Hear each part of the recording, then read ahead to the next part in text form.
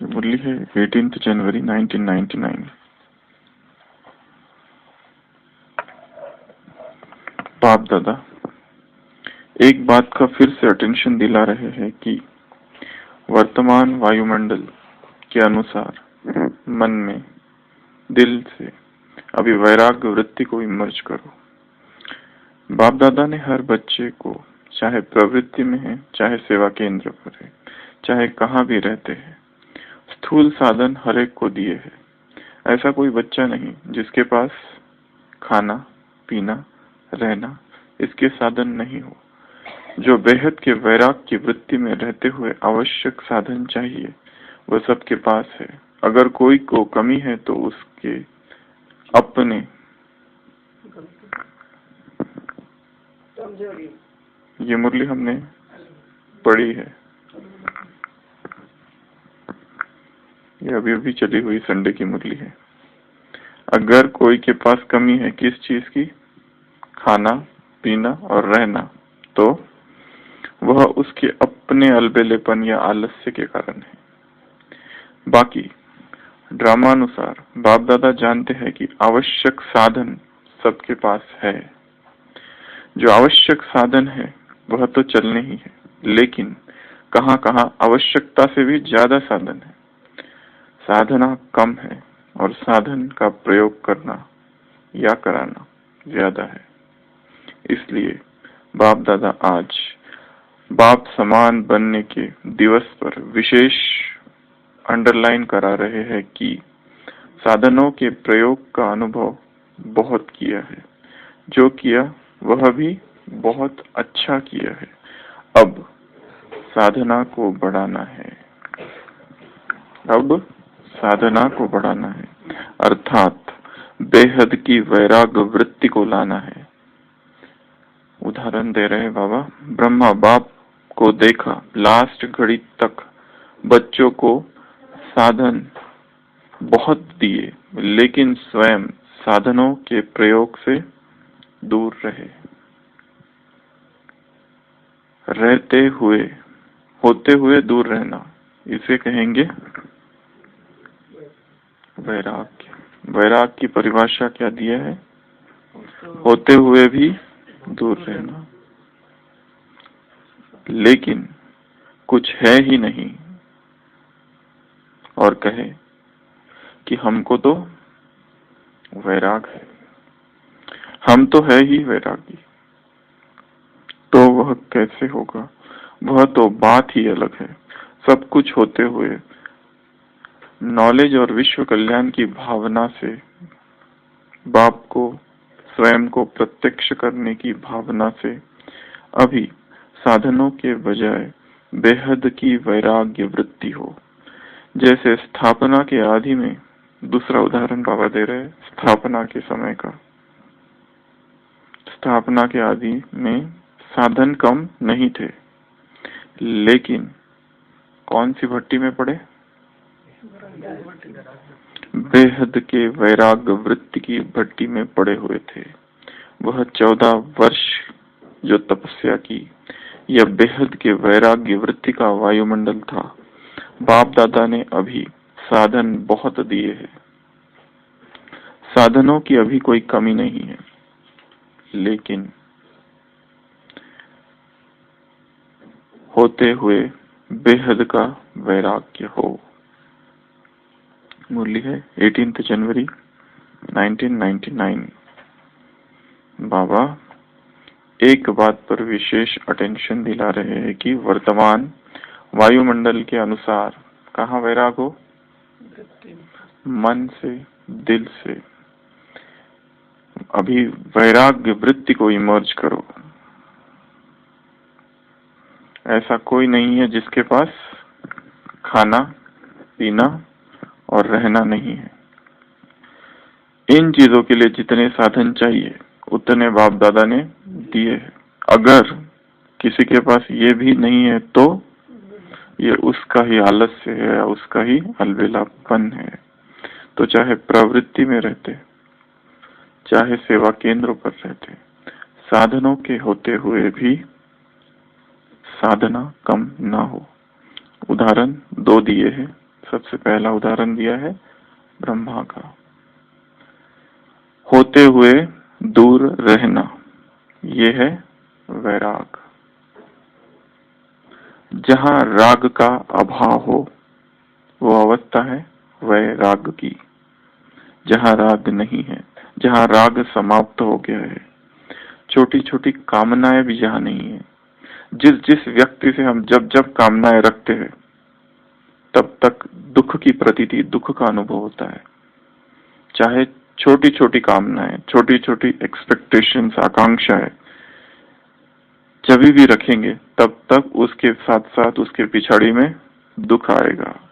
जहां दुख है वहां पर वैराग नहीं हो सकता है।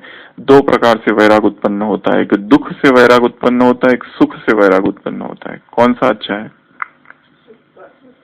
एक दुख है, संसार में दुख है। कल की मुरली में था महान दुख का समय है ये। एक वैराग होता है दुख से उत्पन्न, संसार बहुत खराब है, वैराग। दूसरा वैराग की उत्पत्ति है सुख से। सुख है पर सुख पाने के बाद भी पता चला इच्छाएं तो पूर्ण हो गई परंतु फिर भी तृप्ति, अतृप्ति का भाव है। अतृप्ति, तृप्ति, तृप्ति हुई नहीं है अंदर।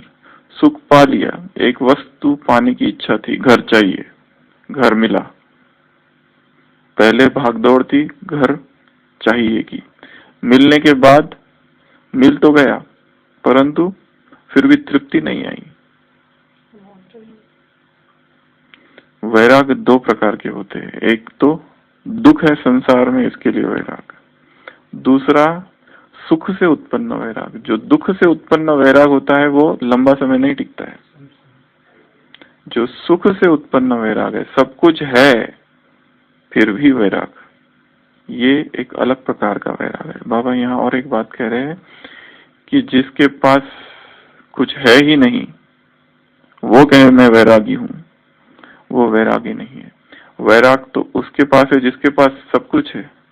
हमेशा उदाहरण बुद्ध का यहाँ दिया जाता है। कोई भिखमंगा नहीं कह सकता कि मैंने राज्य का त्याग कर दिया, तुम्हारे पास है ही नहीं। वो बुद्ध कह सकता है कि मैंने सब कुछ छोड़ दिया क्योंकि उसके पास है। तो सब कुछ है परंतु उससे दूर रहना, ये वैराग की परिभाषा है। हम बात कर रहे थे इच्छाओं की और कामनाओं की। हमारे लिए जगह रखना, जगह नहीं रखी, दुख। तुम नीचे जा रहे हो, रुकना, हम आ रहे हैं, हम लेट हो गए, वो चले गए, दुख। उधर जा रहे हो, हमें भी जाना है, वो निकल गए, दुख। सेवा है, हम जल्दी पहुंच गए, तुम भी जल्दी आ जाना, वो जल्दी नहीं आया, दुख। जहां जहां कामनाएं होगी साथ साथ दुखों को लेकर आएगी। कामनाएं एक दूसरे से हमारी बहुत एक्सपेक्टेशंस है, बहुत ज्यादा। जो सेवा के साथी है उनसे तो बहुत ज्यादा है, सबसे ज्यादा उनसे है।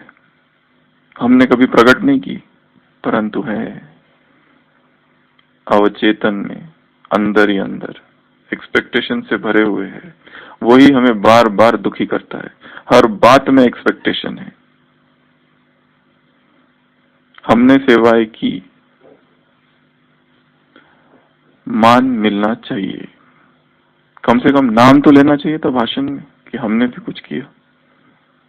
भाषणों का सेवा समाचार सुनाया गया तब हमारा नाम ही नहीं है उसमें। उससे हृदय संतुष्ट नहीं होता है, हृदय नाम को मांगता है, नाम चाहिए। और इंग्लिश में इधर आ जाए।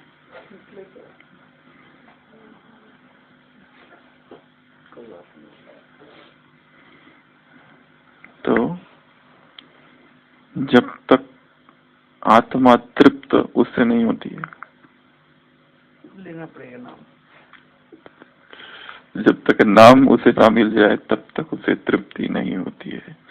सब कुछ होते हुए भी दूर रहना, ये वैराग की परिभाषा है। बाबा कह रहे हैं इस बात को अंडरलाइन करो, रेखांकित इस बात को करो, सब कुछ है परंतु उससे परे, यही पुरुषार्थ है। साधन है परंतु साधना साधनों पर निर्भर न हो जाए, और जितनी सूक्ष्म सूक्ष्म कामनाएं हैं हृदय में, वो सभी साधना के मार्ग में बाधा है। सबसे ज्यादा कामना जिनके साथ काम करते हैं उनसे, सबसे ज्यादा कामनाएं जो घर गृहस्थी में हमारे आसपास के लोग हैं उनसे, लौकिक संबंधियों से, अलौकिक संबंधियों से, सबके प्रति हमारे मन में कामनाएं हैं, छोटी छोटी कामनाएं हैं।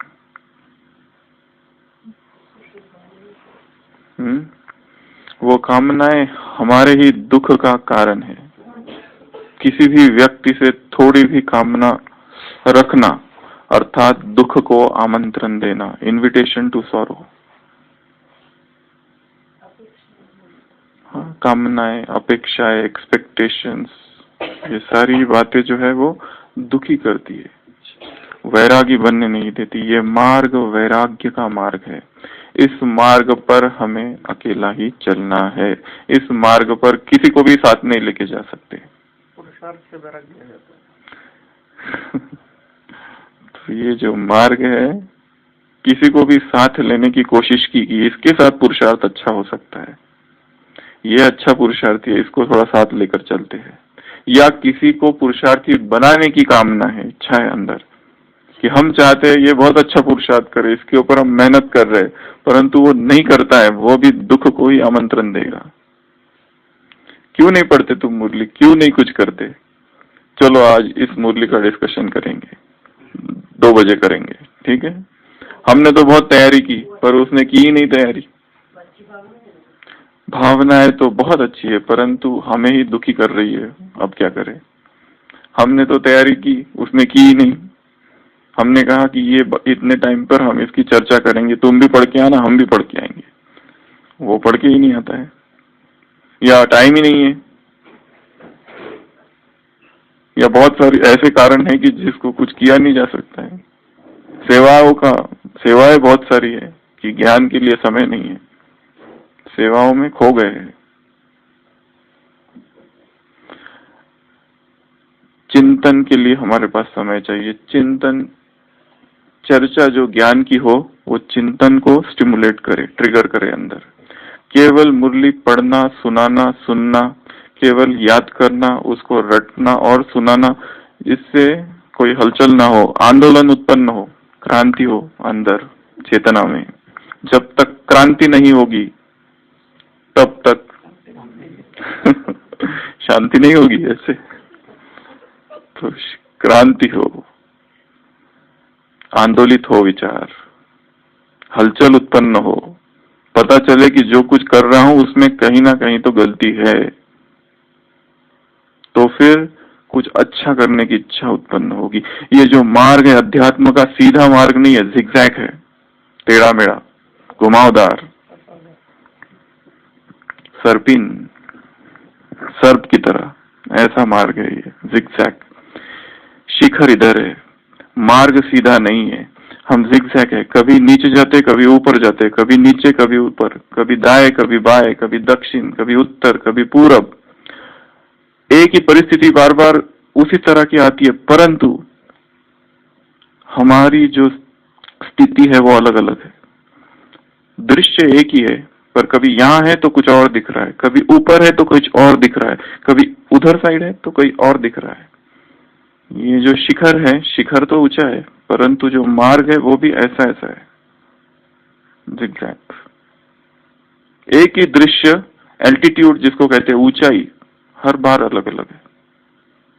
जब छोटे थे, 10 साल के थे, 5 साल के थे ज्ञान में, तब वो दृश्य ऐसा दिखता था, अभी थोड़े इधर निकले तो कुछ और दिख रहा है। तब जीवन में कोई दूसरा दुख था, वही परिस्थिति किसी और ढंग से दिखती थी, अभी पुरुषार्थ में आ गए तो उसी परिस्थिति को देखो तो कुछ और दिख रहा है। चेतना का जो शिखर है बहुत ऊंचा है, उस तक पहुंचना है। तो मन में मुरली है ये वैराग्य के ऊपर। जो भी सूक्ष्म सूक्ष्म कामनाएं हैं, एक्सपेक्टेशन है, आकांक्षाएं, इच्छाएं हैं, तृष्णाएं हैं, उनको पहचानना और समाप्त करना। संडे की मुरली में था ना परिवर्तन। परिवर्तन पर भाषण तो बहुत कर दिया, अभी चेक करो स्वयं का परिवर्तन, कितना स्वयं को परिवर्तित किया है, उसकी चेकिंग। परंतु गिरती कला का परिवर्तन नहीं, उसी मुरली में था, चढ़ती कला का परिवर्तन। परिवर्तन का नाम ही चढ़ती कला है। तो परिवर्तन, स्वयं को स्वयं देखना और उसको चेंज करना, to adopt new behaviour pattern,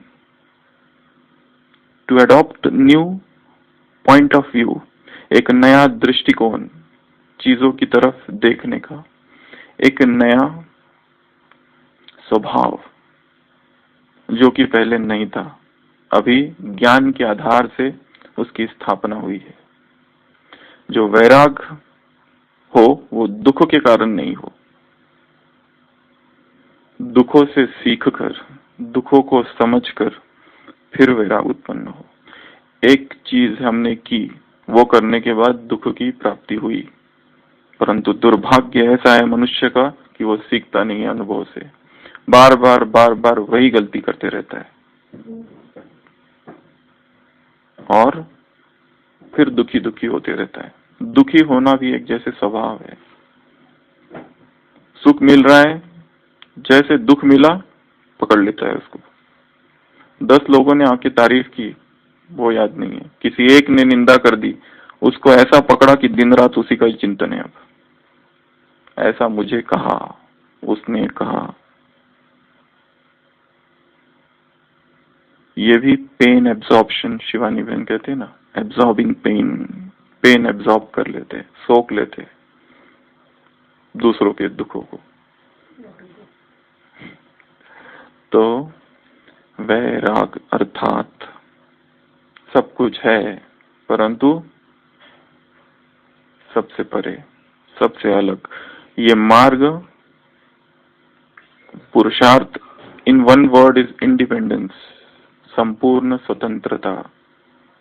संपूर्ण स्वतंत्रता ही संपूर्ण पवित्रता है एक रीति से। Purity is total independence, absolute liberty, किसी पर भी निर्भर नहीं, किसी व्यक्ति पर निर्भर नहीं। इस मार्ग पर वो चले तो हम चले, जरूरत नहीं है किसी की। किसी मार्ग पर ये साधन मिले तो पुरुषार्थ हो, जरूरत नहीं किसी की। इस मार्ग पर ये वैभव मिले तो पुरुषार्थ हो, जरूरी नहीं है, किसी की भी जरूरत नहीं है। देह ठीक हो जाए तो पुरुषार्थ करो, ठीक होने की जरूरत नहीं है। ये संकल्प ही कि वो ठीक हो तो करो, कभी ठीक नहीं होगा। हमें ही ठीक करना है। इस मार्ग पर अकेले ही चलना है, कांटों भरा मार्ग है, खून आएगा। On that blood line tract, walk alone, walk alone, walk alone, एकला चालो रे। ये एक मार्ग है, अकेले ही चलना है। कोई कहे रुको मैं आता हूँ, रुके रहोगे फिर, रुके ही रह जाओगे। वो पता नहीं आएगा नहीं आएगा, उसके कितने काम हैं, कितनी उसको रिस्पॉन्सिबिलिटीज है, कब वो आएगा। मार्ग, समय कौन सा चल रहा है, बार बार घड़ी की तरफ देखो समय की, समय नहीं रुक रहा है। मार्ग बहुत बड़ा है, समय बहुत कम है। किस किस के लिए रुकेंगे, हमें किसी के लिए रुकना नहीं है। जिसको आना है वो आएगा, जिसको चलना है वो चलेगा, जिसको पुरुषार्थ करना है करेगा, जिसकी बुद्धि का ताला जब खुलना है खुलेगा। हम नहीं रुक सकते किसी के लिए, हमें तो निकल जाना है आगे इस दौड़ में। अगर रुके तो दुखी होना पड़ेगा, ना तो वो पहुंच पाएगा ना हम पहुंच पाएगा। अगर हम ना रुके और चलते गए, शायद हमें देखकर वो भी भागने लगे एक दिन। तो इसके लिए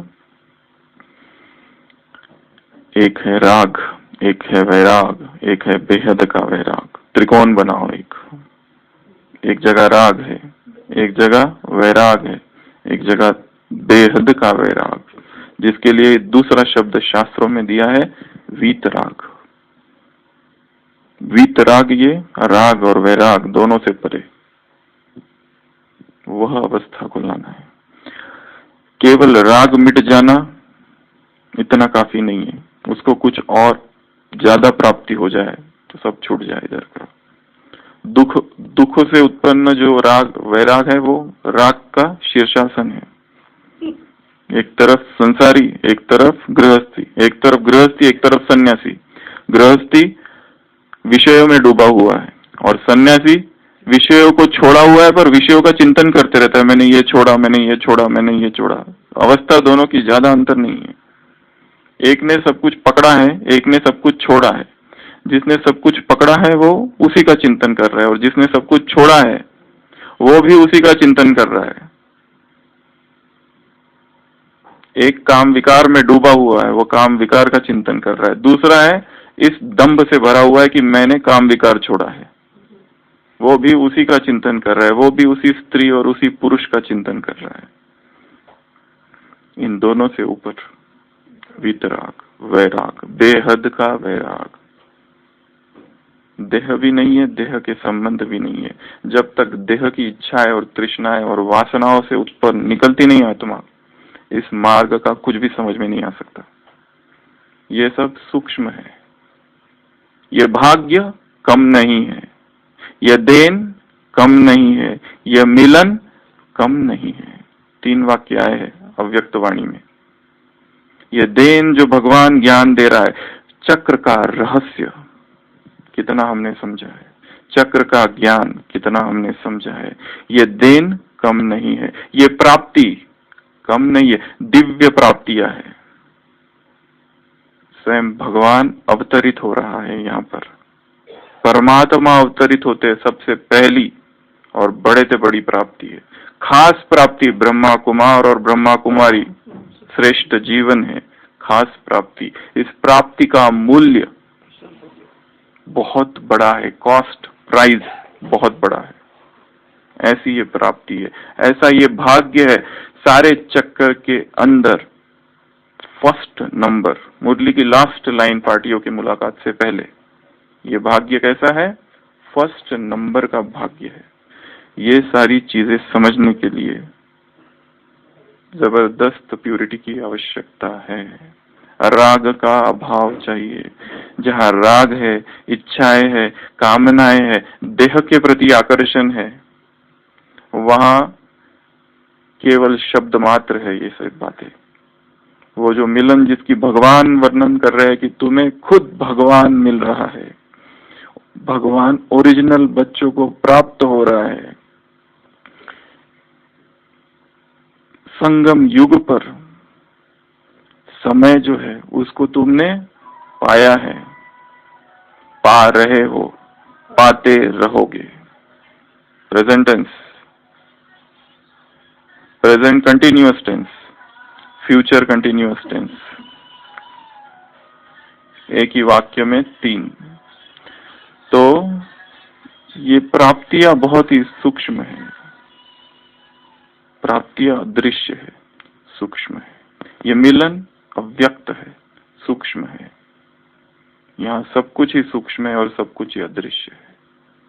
कामनाओं से भरे हुई आत्माओं को ये सब बातें अनुभूति में नहीं आ सकती। ये मार्ग तपस्या का है, वैराग्य का है।